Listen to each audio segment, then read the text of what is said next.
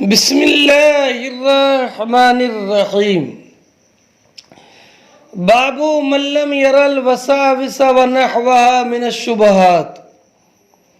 یہ باب اس شخص کے حال کے بیان میں جو وسوسہ وغیرہ کو شبہات سے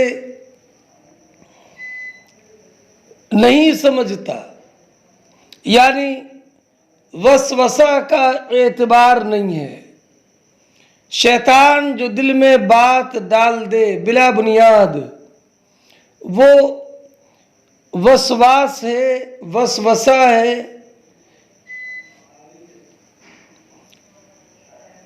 حدثنا ابو نعیم قال حدثنا ابن عیینہ عن الزہری عن عباد بن تمیم عن ابیہ قال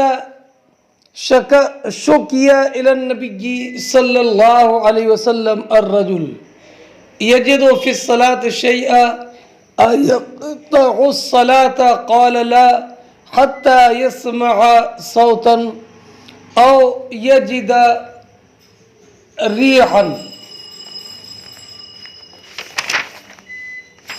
اس حدیث کے راویوں میں ابو نعیم ہیں، فضل ابن دکین، سفیان ابن عیینہ ہیں، امام زہری رضی اللہ تعالی عنہ ہیں، عباد بن تمیم ہیں، اور عباد ابن تمیم کے چچا عبداللہ ابن زید ابن عاصم مازنی ہیں۔ فرماتے امام بخاری ہم سے حدیث بیان کی ابو نعیم نے، انہوں نے کہا کہ ہم سے حدیث بیان کی سفیان ابن عیینہ نے، وہ روایت کرتے ہیں امام زہری سے، وہ روایت کرتے ہیں عباد ابن تمیم سے، عباد ابن تمیم روایت کرتے ہیں اپنے چچا عبداللہ ابن زید ابن عاصم مازنی سے۔ انہوں نے بیان کیا کہ نبی کریم صلی اللہ تعالی علیہ وسلم کی بارگاہ میں ایک شخص کا ذکر کیا گیا جسے نماز میں کچھ شبہ خروج ریح کا ہو جاتا ہے، کیا وہ نماز توڑ دے؟ فرمایا کہ نہیں، جب تک کہ آواز نہ سن لے یا بدبو محسوس نہ کر لے، اس وقت تک نماز نہ توڑے۔ یہ حدیث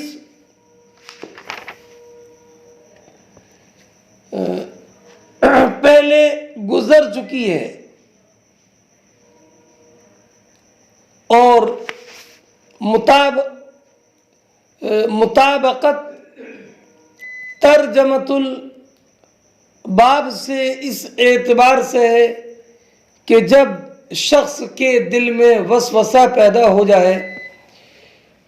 حالت نماز میں کہ کیا میرا وضو ٹوٹا تو نہیں،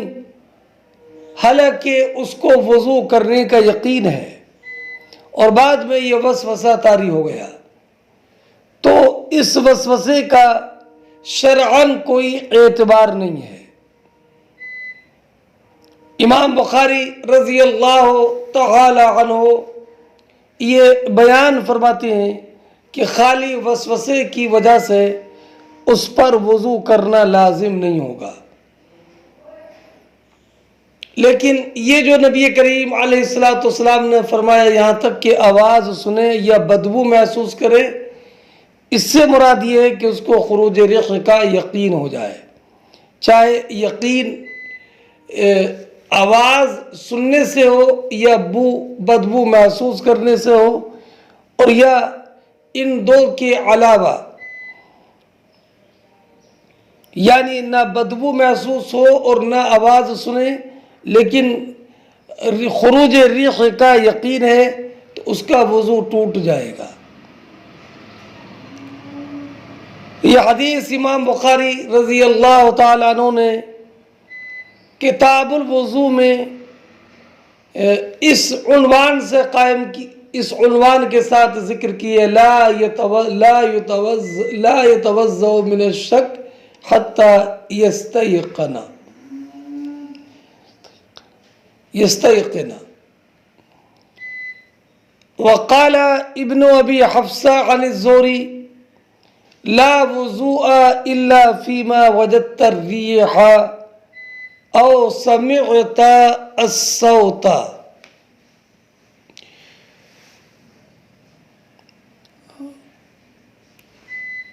فرماتے ہیں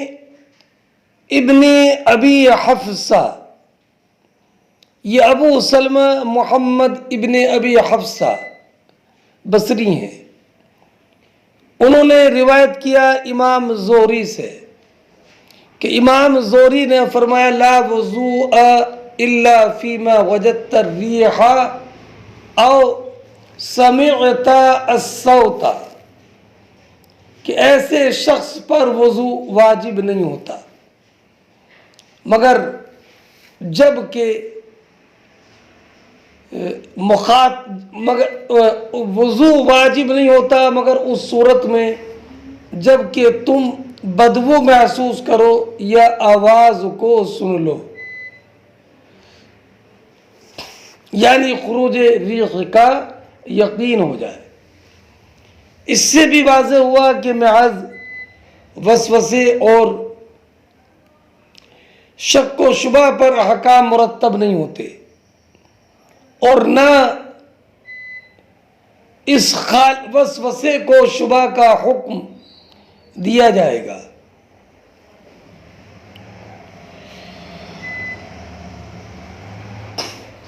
اس لیے کہ نبی کریم علیہ الصلاۃ والسلام نے ارشاد فرمایا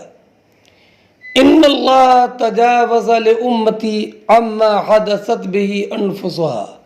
ما لم تعمل به او تتکلم. حدثنا احمد بن المقدام العجلی قال حدثنا محمد بن عبد الرحمن الطفاوی قال حدثنا هشام بن عروة عن أبيه عن عائشة أن قوما قالوا يا رسول الله إن قوما يأتوننا باللحم لا ندري أذكر اسم الله على أم لا، فقال رسول الله صلى الله عليه وسلم سموا الله عليه وكلوه. اس حدیث کے 5 راوی ہیں. احمد ابن مقدام عجلی، ان کا انتقال 253 ہجری میں ہوا. دوسرے محمد بن عبد الرحمن الطفاوی بضم طا، طفاوہ بنت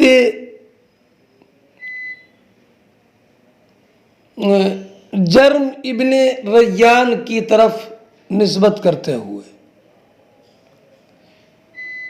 ان کا انتقال 187 ہجری میں ہوا. باقی راویوں کا ذکر پہلے گزر چکا ہے. فرماتے امام بخاری کے ہم سے حدیث بیان کی احمد ابن مقدام عجلی نے، انہوں نے کہا کہ ہم سے حدیث بیان کی محمد بن عبد الرحمن طفاوی نے، انہوں نے کہا کہ ہم سے حدیث بیان کی ہشام ابن عروہ نے، انہوں نے روایت کیا اپنے والد عروہ سے. وہ روایت کرتے ہیں ام المومنین عائشہ صدیقہ رضی اللہ تعالی عنہ سے کہ کچھ لوگوں نے نبی کریم صلی اللہ تعالی علیہ وسلم کی بارگاہ میں عرض کیا یا رسول اللہ کچھ لوگ ہمارے پاس گوشت لاتے ہیں، ہمیں یہ معلوم نہیں ہوتا کہ انہوں نے بوقت ذبح بسم اللہ پڑھا یا نہیں. تو اس پر نبی کریم صلی اللہ تعالی علیہ وسلم نے فرمایا پڑھ کر اسے کھا لو۔ اس حدیث کا مطلب یہ ہے کہ مسلمان سے حسن ظن رکھنا چاہیے، محض شک و شبہ کی بنیاد پر حکم نہیں لگ سکتا، کیونکہ مسلمان کی شان سے یہ بعید ہے کہ وہ ذبح کے وقت بسم اللہ نہ پڑھے۔ اور یہ جو فرمایا کہ بسم اللہ پڑھ کر کھا لو، اس سے مقصد یہ بتانا ہے کہ سنت یہ ہے کہ کھانے سے پہلے بسم اللہ پڑھ لی جائے۔ اس حدیث کا یہ مطلب نہیں ہے کہ جس ذبیحہ کے متعلق یقینی طور پر معلوم ہو جائے کہ اسے قصداً بسم اللہ پڑھ کر ذبح نہیں کیا گیا تو اسے بھی بسم اللہ پڑھ کر کھا لیا کرو، یہ مطلب نہیں ہے۔ اس لیے کہ قرآن کریم میں ارشاد فرمایا وَلَا تَأْكُلُوا مِمَّا لَمْ يُذْكَرِ اسْمُ اللَّهِ عَلَيْهِ، کہ جس کو بسم اللہ پڑھ کر ذبح نہ کیا گیا ہو اسے مت کھاؤ۔ اور یہ ہر ذبیحے میں عام ہے جس پر کہ قصداً بسم اللہ نہ پڑھی گئی ہو۔ ہاں اگر بھول کر بسم اللہ پڑھنا بھول گیا تو وہ اس سے بالاجماع مستثنیٰ ہے، یعنی اگر بھول کر بسم اللہ نہیں پڑھی اور بغیر بسم اللہ پڑھے ذبح کر دیا تو وہ حلال ہے، لیکن اگر جان بوجھ کر نہیں پڑھی تو پھر وہ ذبیحہ حرام ہے۔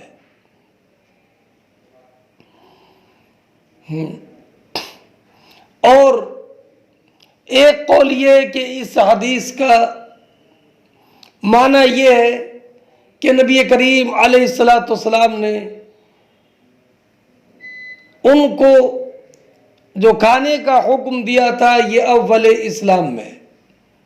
وَلَا تَأْكُلُوا مِمَّا لَمْ يُذْكَرِ اسْمُ اللَّهِ عَلَيْهِ، یہ آیت کریمہ نازل ہونے سے پہلے۔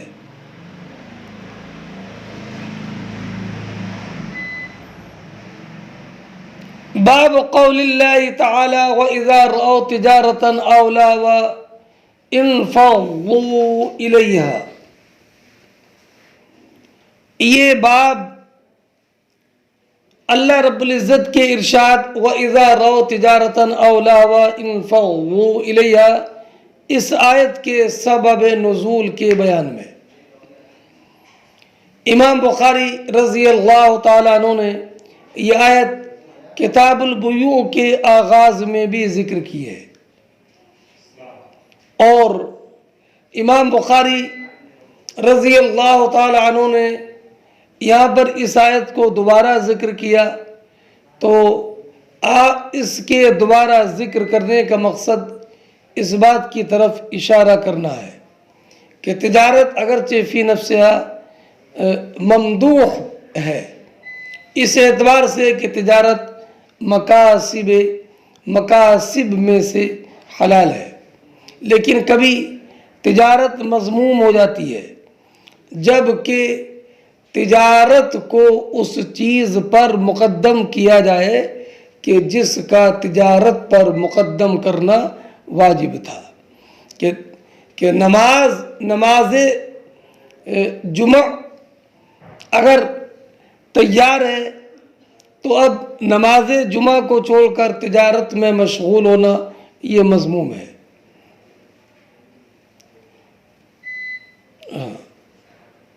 اور جب تجارتی قافلہ آ گیا تھا تو واجب یہ تھا کہ تمام لوگ نبی کریم علیہ السلام کے ساتھ ہی رہتے، جبکہ حضور جمعے کے دن خطبہ ارشاد فرما رہے تھے، لیکن جب قافلہ آیا اور لوگ نبی کریم علیہ السلام کو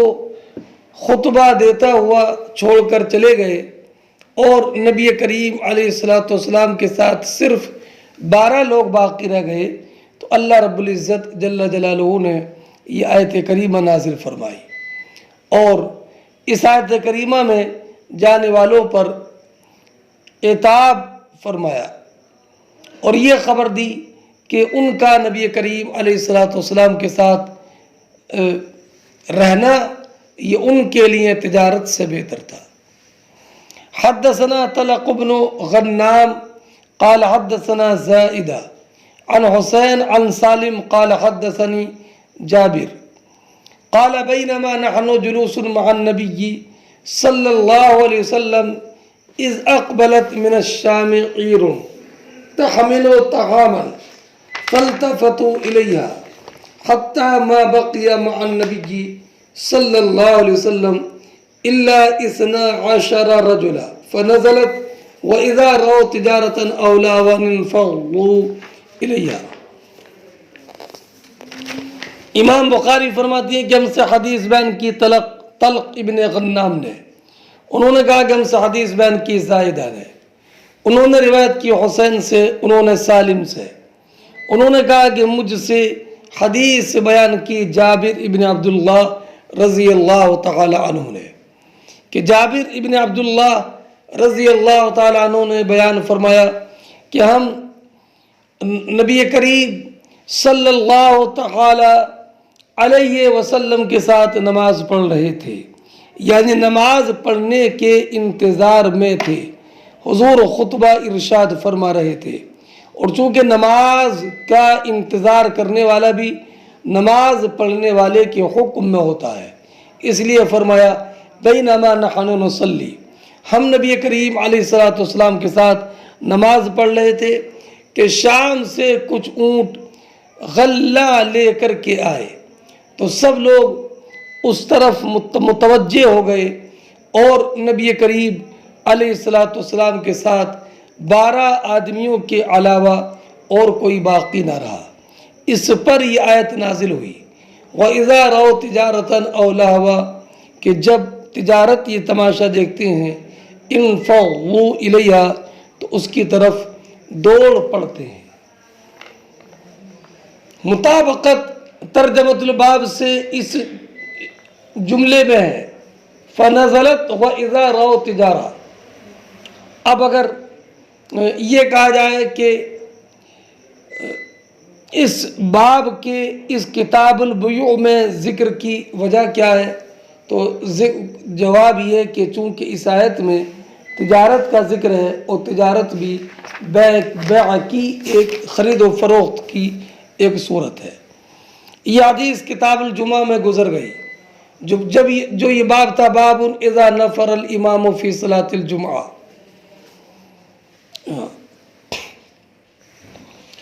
باب من لم یبال من حیث کسب المال، یہ باب اس انسان کے حال کے بیان میں جسے یہ پرواہ نہ ہو کہ مال کس ذریعے سے حاصل کیا ہے۔ امام بخاری رضی اللہ تعالیٰ عنہ نے یہ عنوان قائم کر کے اس بات کی طرف اشارہ کیا ہے کہ جو انسان اپنے مال حاصل کرنے کے ذریعے کی طرف کوئی توجہ نہیں کرتا کہ وہ ذریعہ حلال ہے کہ حرام ہے، وہ انسان مذموم ہے۔ حدثنا آدم قال حدثنا ابن ابی ذئب قال حدثنا سعید المقبری عن ابی ہریرہ عن النبی صلی اللہ علیہ وسلم قال یاتی علی الناس زمان لا یبال المرء ما اخذ منه امن الحلال ام من الحرام۔ فرماتے امام بخاری رضی اللہ تعالیٰ عنہ کہ ہم سے حدیث بیان کی آدم ابن ایاس نے، انہوں نے کہا کہ ہم سے حدیث بیان کی ابن ابی ذئب نے، یہ ابن ابی ذئب محمد بن عبد الرحمن ابن ابی ذئب ہے، انہوں نے کہا کہ ہم سے حدیث بیان کی سعید مقبری نے، انہوں نے روایت کی ابو ہریرہ رضی اللہ تعالی عنہ سے کہ انہوں نے نبی کریم علیہ السلام سے روایت کی کہ نبی اکرم صلی اللہ تعالی علیہ وسلم نے فرمایا لوگوں پر ایک ایسا زمانہ آئے گا کہ مرد یہ پرواہ نہیں کرے گا کہ مرد جو مال حاصل کرے گا اس مال کے بارے میں یہ پرواہ نہیں کرے گا کہ یہ حلال سے لیا ہے یا حرام سے، اس کو یہ پرواہ نہیں ہوگی۔ ایک روایت میں یوں ہے لَيَأْتِيَنَّ عَلَى النَّاسِ زمان، اور نسائی شریف کی روایت میں یہ ہے یاتی علی الناس زمان ما یبالی الرجل من این اصابہ المال، کہ لوگوں پر ایسا زمانہ آئے گا کہ انسان پرواہ نہیں کرے گا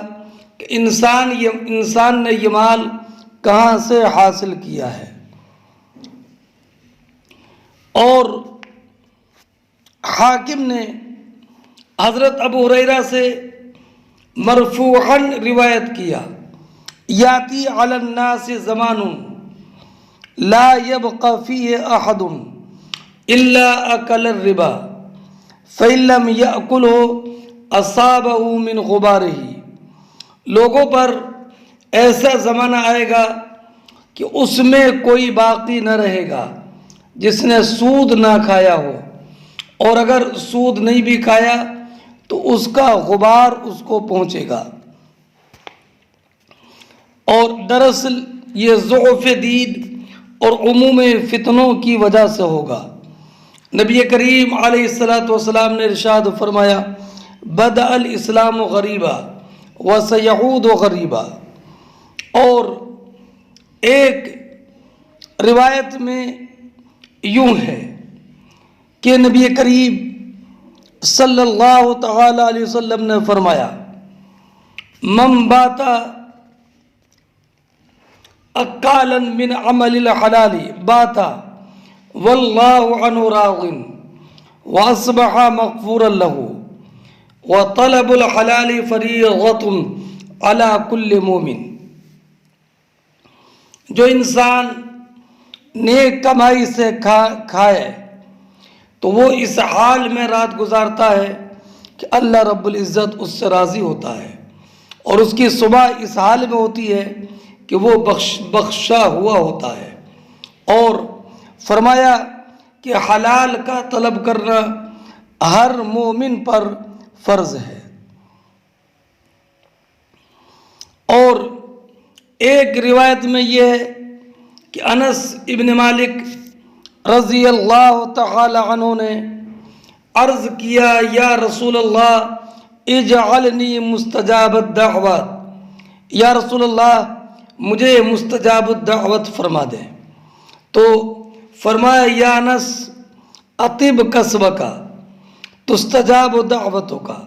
انس اپنی کمائی پاکیزہ رکھو، مستجاب الدعوات ہوگے۔ اس لیے فإن الرجل لا يرفع إلى فيه اللقمة من حرام فلا تستجاب له دعوته 40 یوما، اس لیے کہ انسان جب اپنے منہ سے لقمہ حرام قریب کر لیتا ہے تو اللہ رب العزت اس کی دعا 40 دن قبول نہیں فرماتا ہے۔ باب التجارت فی البر وغیرہ، یہ باب اس بیان میں کہ خشکی وغیرہ میں تجارت مباح اور حلال ہے، اور بر خشکی کے معنی میں، اور ایک روایت ہے کہ یہ لفظ بر ہے تو معنی ہوگا باب التجارت فی البر وغیرہ، گیہوں وغیرہ کی تجارت کے بیان میں یہ باب ہے۔ اور ایک روایت میں یہ لفظ ہے فی البز وغیرہ، بز کے معنی خاص طور پر اس کا اطلاق کپڑے پر ہوتا ہے، اور گھر کے مال و متاع پر، تو مانا ہوگا کپڑے وغیرہ کی تجارت کے بیان میں یہ باب ہے۔ علامہ عینی علیہ الرحمۃ والرضوان نے اس روایت کو ترجیح دی ہے فی البری، اس لیے کہ اگلا باب آ رہا ہے باب التجارتی فی البحر، تو بحر کے مقابل میں بر ہے، اس لیے علامہ عینی نے اور اعلی حضرت امام احمد رضا محدث بریلوی رضی اللہ تعالی عنہ نے حواشی بخاری میں اسی کو ترجیح دی ہے، اس لیے کہ آگے اس کے مقابل جو باب ہے وہ فی البحری کا ہے۔ وقوله عز وجل رجال لا تلہیہم تجارت ولا بیع عن ذکر اللہ، قوله جر کے ساتھ ہے، اس کا حد معطوف علیہ تجارت ہے، اس کی تقدیر ہے وفی تفسیر قوله تعالی، اور یہ باب ہے اللہ رب العزت کے ارشاد رجال لا تلہیہم تجارت ولا بیع عن ذکر اللہ کی تفسیر کے بیان میں۔ اب اس آیت کا شروع یہ ہے فی بیوت اذن اللہ ان ترفع ویذکر فی اسمہ یسبح له فیہا بالغدو والآصال، رجال لا تلہیہم تجارت ولا بیع عن ذکر اللہ، اصل میں ہے یسبح رجال،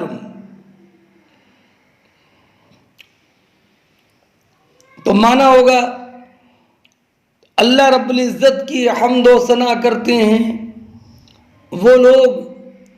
کہ جن کو تجارت اور خرید و فروخت اللہ رب العزت جل جلالہ کے ذکر سے غافل نہیں بناتی ہے۔ اس آیت میں تجارت پر عطف ہے بیع کا، رجال لا تلہیہم تجارت ولا بیع عن ذکر اللہ، تو تجارت تو خود بیع ہی ہے، بیع و شراء ہے، تو پھر تجارت کے ساتھ بیع کے ذکر کرنے کا فائدہ کیا ہے؟ تو جواب یہ ہے کہ تجارت سفر میں ہوتی ہے اور بیع حضر میں ہوتی ہے، اور ایک قول یہ ہے کہ تجارت کا معنی خریدنا ہے اور بیع کا معنی یہاں پر بیچنا ہے، اور تجارت کے بعد بیع کا ذکر خاص طور پر اس لیے کیا کہ چونکہ تجارت کے بمقابل خرید و فروخت بکثرت ہے، اس لیے وہ غافل کرنے میں بیع زیادہ دخیل ہو سکتی ہے، اس لیے تجارت کے بعد خاص طور پر بیع کا ذکر کیا۔ وقال قتادہ کان القوم یتبایعون ویتجرون ولکنہم اذا نابہم حق من حقوق اللہ لم تلہیہم تجارت ولا بیع عن ذکر اللہ حتی یؤدوہ الی اللہ۔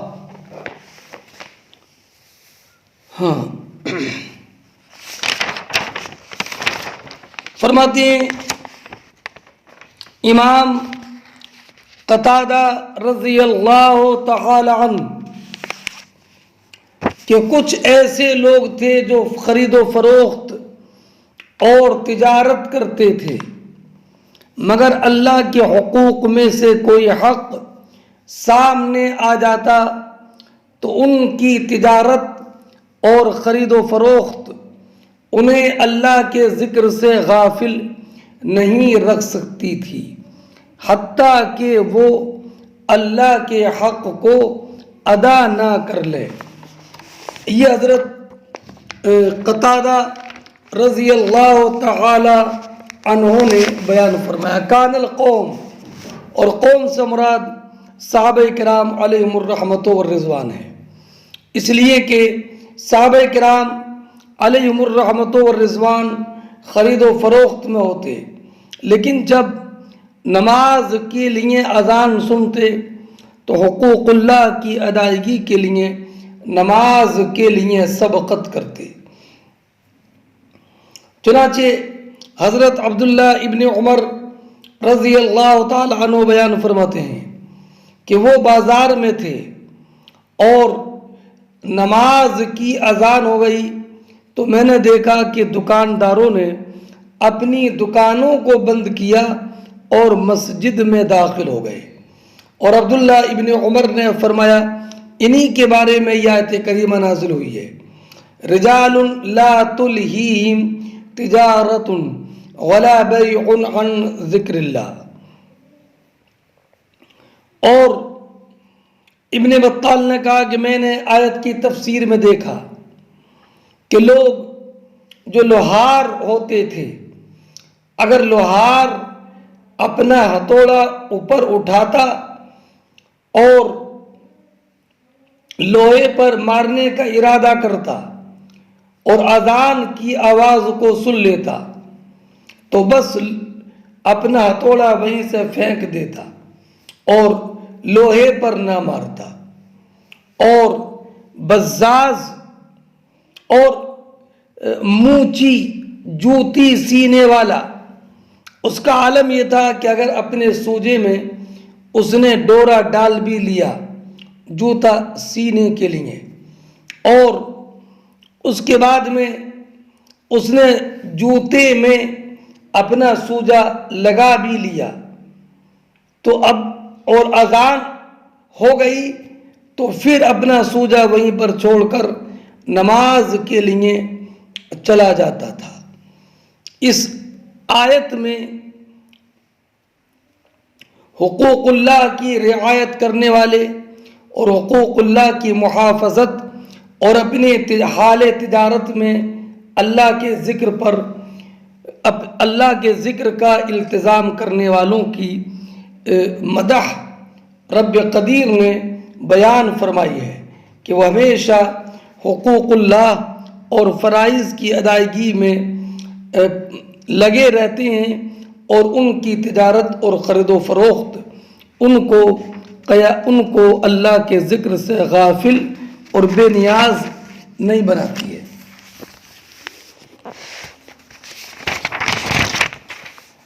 حدثنا ابو عاصم عن ابن جریج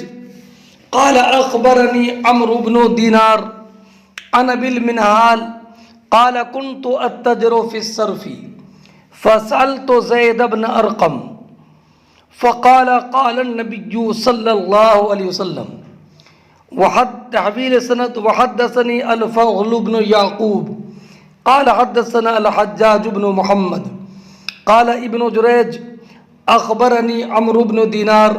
وعامر بن مصعب انهما سمعا ابا المنهال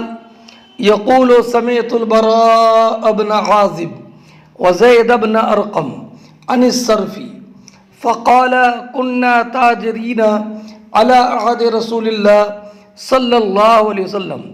فسألنا رسول الله عن صلى الله عليه وسلم عن الصرف فقال إن كان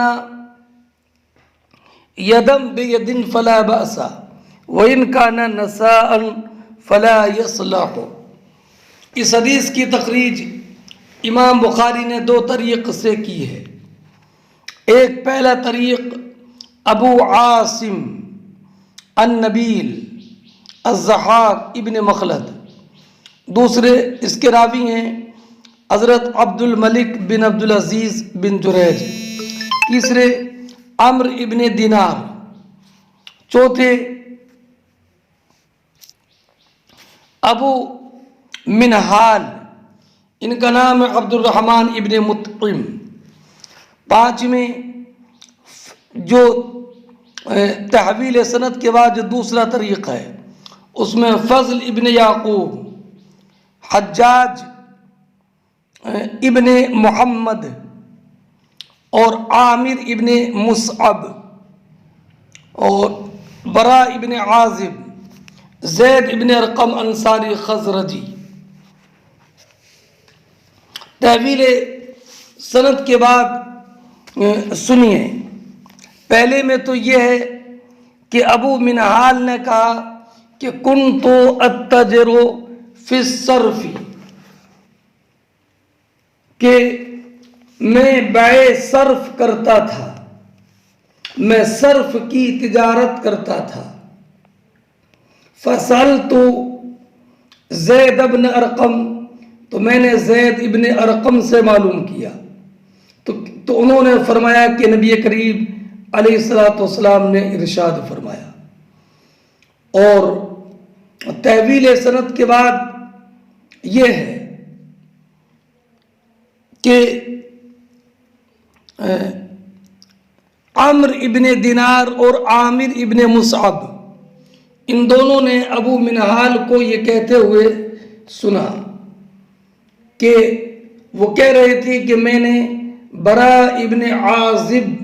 اور زید ابن ارقم سے صرف کے بارے میں سوال کیا۔ ایک بات یہ ذہن نشین رکھیں کہ بیع صرف سمن کو سمن کے عوض بیچنے کو کہتے ہیں، مثلا چاندی کو چاندی کے عوض یا سونے کے عوض۔ اور یہ بھی ذہن نشین رہے کہ سمن کی دو قسمیں ہیں، سمن کو سمن کے عوض بیچنے کو بیع صرف کہتے ہیں، مثلا چاندی کو چاندی کے عوض یا سونے کے عوض، یہ بیع صرف ہے۔ بیع صرف کے صحیح ہونے کی دو شرطیں ہیں۔ پہلی شرط یہ کہ ادھار نہ ہو، نقد ہو، یعنی جس مجلس میں خرید و فروخت ہوئی اسی مجلس میں بائع ثمن پر اور مشتری مبیع پر قبضہ کر لے۔ دوسری شرط یہ کہ اگر مبیع اور ثمن ایک ہی جنس کے ہوں تو وزن کا، دونوں کا وزن میں برابر ہونا ضروری ہے، یعنی بائع اور مشتری اسی مجلس میں جان لے کہ دونوں برابر ہیں۔ کمی بیشی سود ہے، یعنی اگر چاندی کو چاندی کے عوض یا سونے کو سونے کے عوض بیچا تو وزن میں برابری بھی شرط ہے اور مجلس عقد میں قبضہ بھی۔ اور اگر جنس دو ہوں تو وزن میں کمی بیشی جائز، مگر مجلس میں قبضہ اب بھی ضروری ہے، ورنہ یہ بھی سود۔ دراصل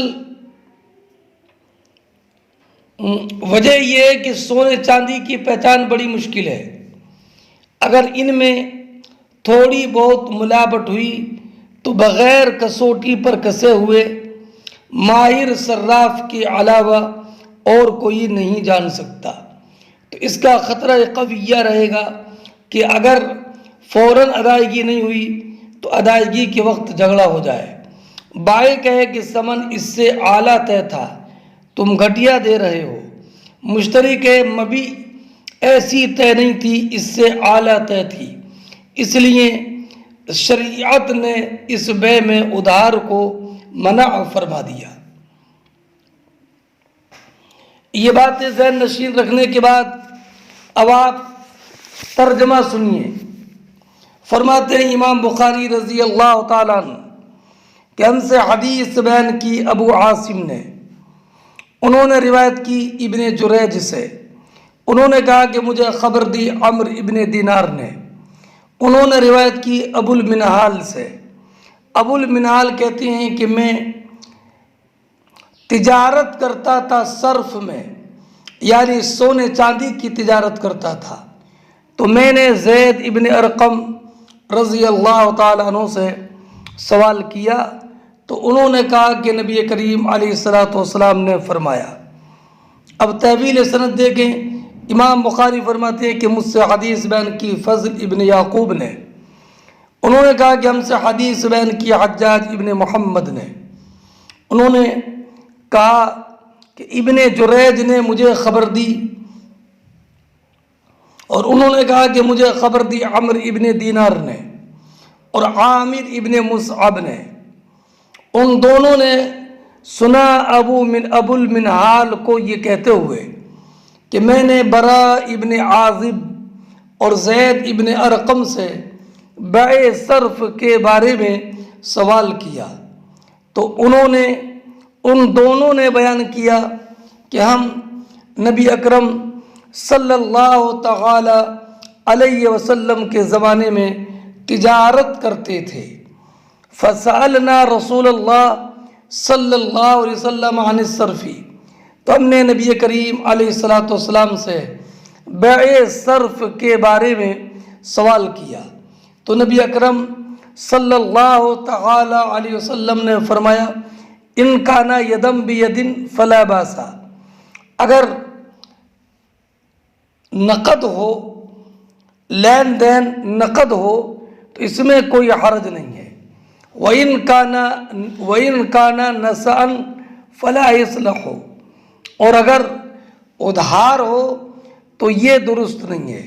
یہ نبی اکرم علیہ السلام نے فرمایا۔ مطابقت ترجمۃ الباب سے اس ارشاد میں ہے کُنَّا تَاجِرِينَ عَلَىٰ عَهْدِ رسول اللہ صلی اللہ علیہ وسلم، کہ ہم نبی اکرم علیہ السلام کے زمانے میں تجارت کرتے تھے۔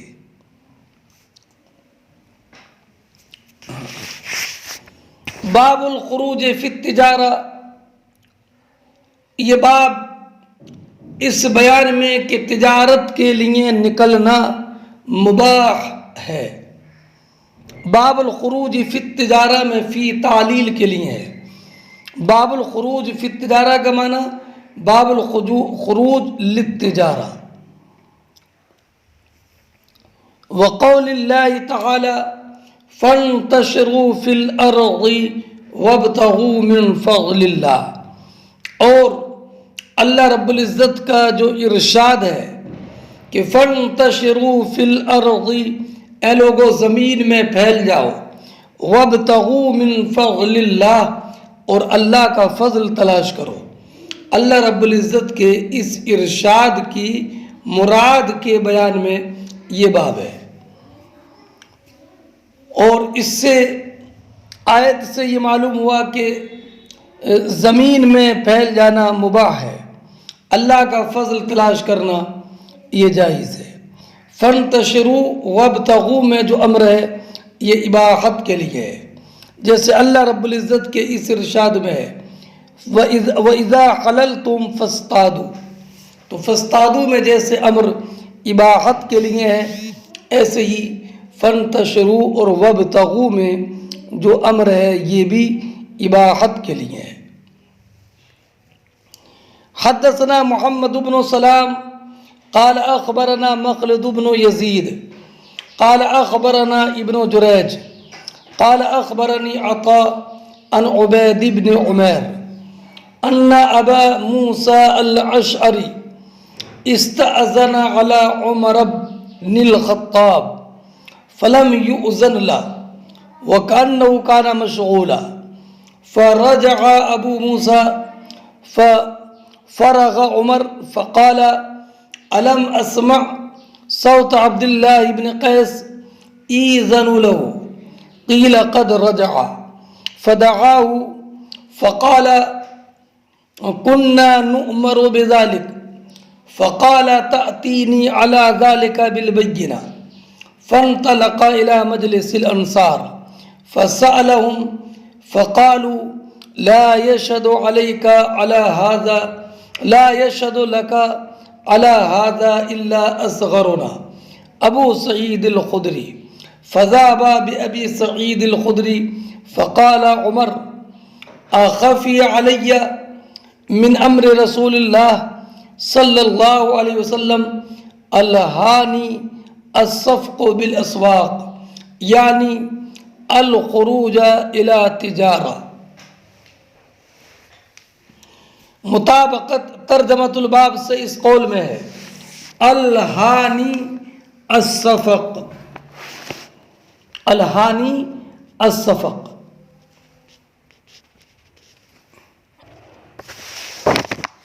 فرماتے ہیں امام بخاری رضی اللہ تعالی عنہ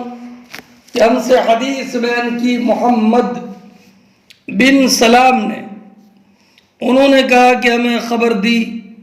مخلد ابن یزید نے. انہوں نے کہا کہ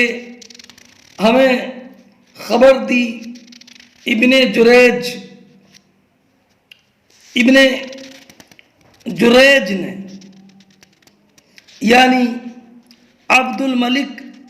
بن عبد العزیز ابن جریج نے. اور انہوں نے کہا کہ مجھے خبر دی عطا ابن ابی رباح نے. انہوں نے روایت کی عبید ابن عمیر سے، عبید ابن عمیر.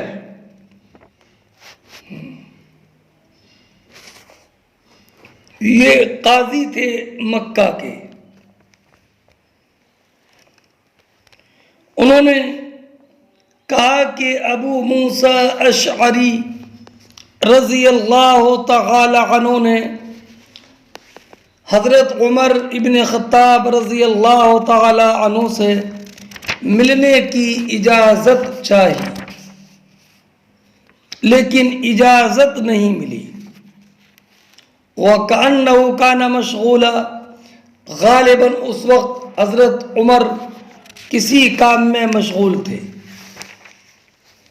اس لیے حضرت ابو موسیٰ اشعری رضی اللہ تعالی عنہ واپس آ گئے. فَفَرَغَ عمر، تو جب حضرت عمر رضی اللہ تعالی عنہ کام سے فارغ ہو گئے تو فرمایا کیا میں نے عبداللہ ابن قیس کی آواز نہیں سنی تھی کہ عبداللہ ابن قیس نے آواز دی تھی اور اجازت مانگی تھی، ایذن لا، ان کو اجازت دے دو. اس وقت میں حضرت عمر رضی اللہ تعالی عنہ امور مسلمین میں سے کسی اہم کام میں مشغول تھے. تو فقال قیل قد رجع، تو لوگوں نے کہا یا امیر المومنین حضرت ابو موسیٰ اشعری تو واپس چلے گئے.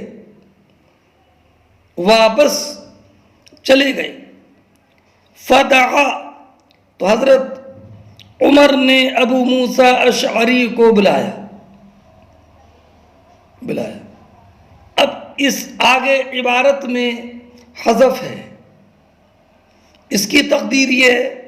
کہ جب بلایا فحضر، حضرت ابو موسیٰ اشعری تشریف لے آئے اور آپ نے حضرت ابو موسیٰ اشعری سے پوچھا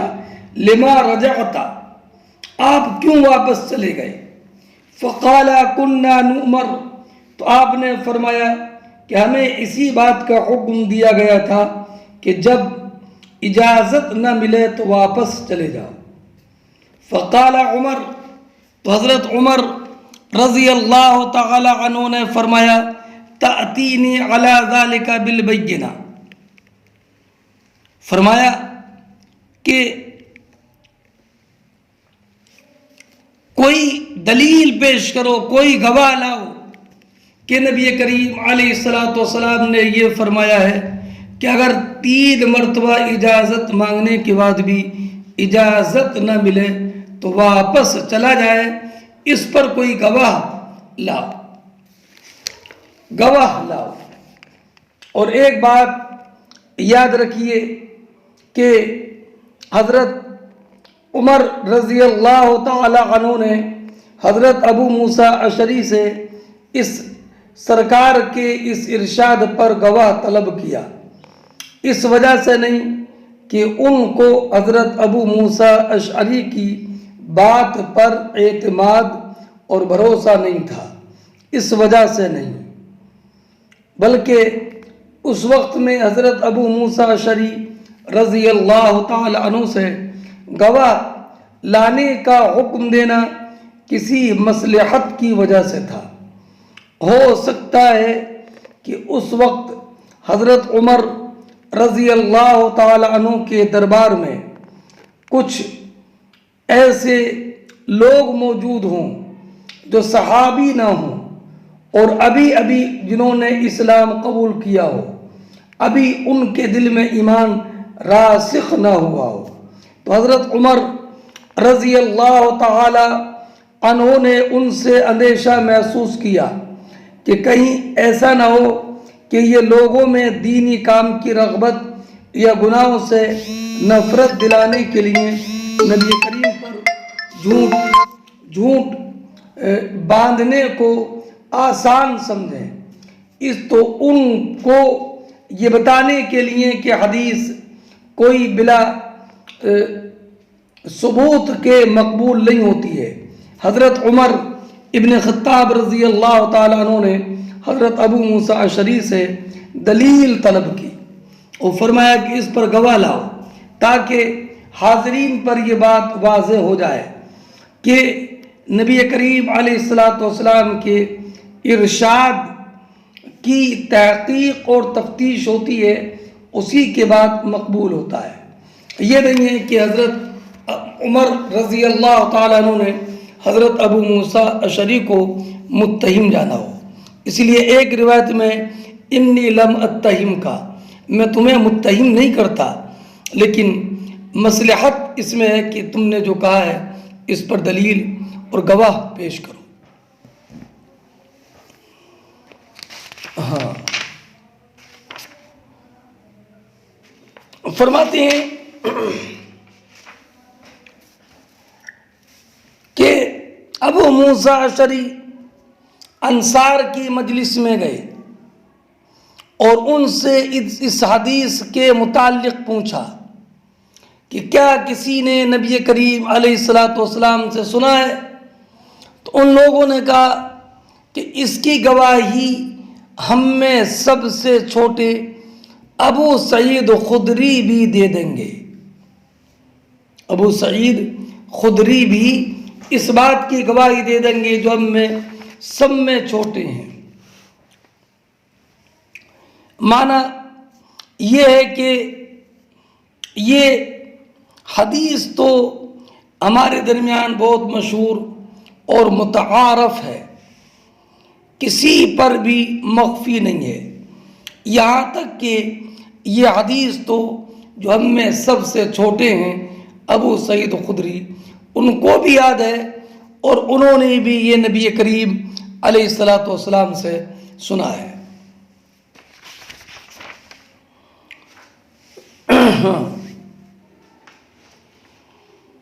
فذهب بأبي سعید الخدری، تو حضرت ابو موسیٰ اشعری ابو سعید خدری کو ساتھ لائے، تو حضرت عمر رضی اللہ تعالی فرمایا اخفی علی من امر رسول اللہ صلی اللہ علیہ وسلم، کیا مجھ پر نبی اکرم صلی اللہ تعالی علیہ وسلم کا یہ امر مخفی رہ گیا کہ نبی کریم علیہ الصلاۃ والسلام نے یہ ارشاد فرمایا کہ جس کو اجازت مانگنے کے بعد اجازت نہ ملے تو واپس چلا جائے، مجھے یہ معلوم نہ ہو سکا۔ پھر آپ نے فرمایا الہانی الصفق بالاسواق، یعنی الخروج الی التجارہ، کہ مجھے بازاروں کی خرید و فروخت نے مشغول رکھا۔ آپ کی مراد تجارت تھی، آپ کی اس سے مراد تجارت تھی، یعنی تجارت میں مشغولیت کی وجہ سے میں ہر وقت نبی اکرم علیہ الصلاۃ والسلام کی بارگاہ میں حاضر نہ رہا، یہاں تک کہ جو مجھ سے چھوٹے ہیں انہوں نے وہ سیکھ لیا جو میں عدم حضور کی وجہ سے نہ سیکھ سکا۔ اس سے ایک بات یہ معلوم ہوئی کہ کسی غیر کے گھر میں داخلے کے وقت میں اجازت لینا ضروری ہے۔ چنانچہ اللہ رب العزت ارشاد فرماتا ہے لا تدخلوا بیوتا غیر بیوتکم حتی تستانسوا وتسلموا علی اہلہا، کہ تم دوسرے کے گھر میں داخل مت ہو یہاں تک کہ اجازت طلب کرو اور ان گھر والوں کو سلام کرو۔ استیناس سے مراد استیزان ہے، اور یہ اجازت 3 مرتبہ لینا ہے۔ اب رہا یہ معاملہ کہ کیا پہلے سلام کرے گا یا پہلے اجازت لے گا، تو بعض لوگوں نے یہ کہا کہ اگر گھر والا بالکل سامنے ہے تو پہلے سلام کرے اور بعد میں اجازت لے، اور گھر والا اگر سامنے موجود نہیں ہے تو پہلے اجازت لے اور بعد میں سلام کرے۔ اس حدیث سے یہ بھی معلوم ہوا کہ کبھی کبھی بڑے عالم کو ایسی بات معلوم نہیں ہوتی جو کم علم کو معلوم ہو جاتی ہے، جب کہ اس علم کا طریق سمع ہو۔ اور حضرت عمر رضی اللہ تعالیٰ عنہ کو وہ روایت محفوظ نہیں تھی جو حضرت ابو سعید خدری رضی اللہ تعالیٰ عنہ کو معلوم تھی، اور حضرت عمر رضی اللہ تعالیٰ عنہ کے علم کی وسعت کا تو یہ عالم ہے کہ حضرت عبداللہ ابن مسعود رضی اللہ تعالی عنہ نے فرمایا لو ان علم عمر وضع فی کفۃ ووضع علم احیاء اہل الارض فی کفہ لرجع علم عمر علیہم۔ عبداللہ ابن مسعود فرماتے ہیں کہ اگر حضرت عمر کا علم ترازو کے ایک پلے میں ہو اور تمام روئے زمین کے لوگوں کا علم موجودہ لوگوں کا علم دوسرے پلے میں ہو تو حضرت عمر کا علم بھاری ہوگا تمام لوگوں کے علم سے۔ اللہ اکبر۔ اور اس حدیث سے یہ بھی معلوم ہوا کہ طلب دنیا استفادہ علم سے مانع ہوتی ہے۔ جتنی مرد میں طلب دنیا زیادہ ہوگی اس کے جہل میں اضافہ ہوگا اور علم کم ہو جائے گا۔ اور یہ بھی معلوم ہوا کہ صحابی جب کہیں کننا نؤمر بکذا تو یہ رفع پر محمول ہوگا۔ اور ایک بات یہ بھی یاد رکھیں کہ حضرت عمر ابن خطاب رضی اللہ تعالیٰ عنہ نے جو فرمایا الہانی الصفق بالاسواق، کہ تجارت کے لیے بازاروں میں جانے نے مجھے مشغول رکھا، یہ اس بات کی دلیل نہیں بن سکتا کہ ان کی مجالست اور نبی کریم علیہ السلام کی بارگاہ میں حاضری کم تھی، یہ اس بات کے لائق دلیل نہیں بن سکتا۔ اس لیے کہ حضرت عمر رضی اللہ تعالی عنہ نے جو کہا تھا الہانی الصفق بالاسواق، یہ خود اپنی ذات کے ذم پر کہا تھا، ورنہ حضرت عمر رضی اللہ تعالی عنہ تو نبی کریم علیہ السلام کی بارگاہ میں اکثر حاضر رہتے۔ چنانچہ زیادہ کر نبی کریم علیہ السلام یہ بھی ارشاد فرماتے فعلت انا و ابو بکر و عمر، کہ میں نے اور ابو بکر و عمر نے یہ کام کیا، وکنت انا و ابو بکر و عمر، ہے نا۔ ہاں بعض مرتبہ حضرت عمر رضی اللہ تعالی عنہ اپنے معاش کی تلاش کے لیے بازاروں میں جاتے تھے، ہاں، اور آپ کا عالم تو یہ تھا کہ آپ سب سے بڑے زاہد تھے، بہت بڑے زاہد تھے، اس لیے جب معاش اور آپ کے ضروریات کا انتظام ہوا تو آپ نے بازار میں جانا ترک فرما دیا۔